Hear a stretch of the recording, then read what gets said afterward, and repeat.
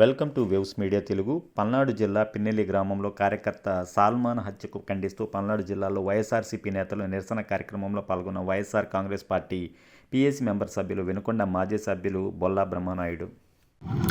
సాల్మాన్ రాజుని అతి దారుణంగా చంపేసిన తెలుగుదేశం పార్టీ నాయకులు, కార్యకర్తలు వాళ్ళందరూ చంపేసినటువంటి వాళ్ళకి సపోర్ట్ చేస్తుంటే కనీసం ఎమ్మెల్యే కానీ ఆ ఎంపీ గారు కానీ ఇలాంటి దారుణం జరిగిందని ఎక్కడైనా వాళ్ళకి కాస్త కనీసం మనుషులని, సాటి మనిషి అంత దారుణంగా చనిపోయాడనే సానుభూతి కానీ ఈ ప్రభుత్వం తరపు నుంచి కనీసం ఇప్పుడు జగన్మోహన్ రెడ్డి గారు 5 లక్షల రూపాయలు ఆ కుటుంబానికి సహాయం అందించాడు తక్షణమే.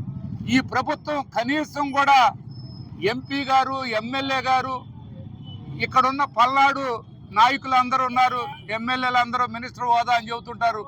ఈ హోదాలు ఉన్న వాళ్ళంతా కూడా ఆ కుటుంబానికి ఎక్కడైనా కనీసం సాటి మనిషిగా సహాయం చేయగలిగారా? లేదు.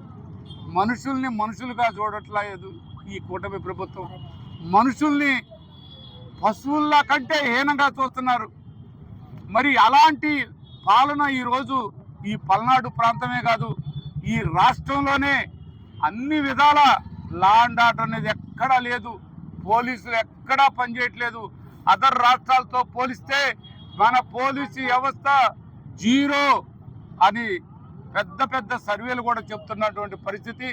కేంద్ర ప్రభుత్వం కూడా చెప్పింది ఈ ఆంధ్ర రాష్ట్రంలో ఉన్న పోలీసు వ్యవస్థ జీరో అని.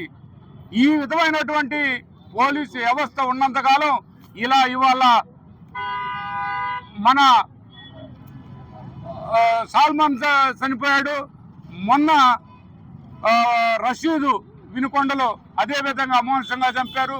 అలా చూస్తే వందల కొద్ది, వేల కొద్ది జనాన్ని మరి ఆ కాకినాడ ఈ ప్రాంతంలో కూడా అదేవిధంగా చంపడం జరిగింది. ఇది చూస్తూ ఉంటే ఇరాన్ లెక్కలో ప్రతి ఒక్కరూ భయభ్రాంతులకు గురి అవుతున్నారు. ఇదే పాలన, ఇదే పరిపాలన విధానాలు. మీ రెడ్ బుక్ తోటే మీరు అన్ని విధాల పూర్తి స్థాయిలో ప్రజల్ని తొక్కేస్తున్నారు. మార్చుకోండి అయ్యా, ఇకనన్నా మారండి అయ్యా.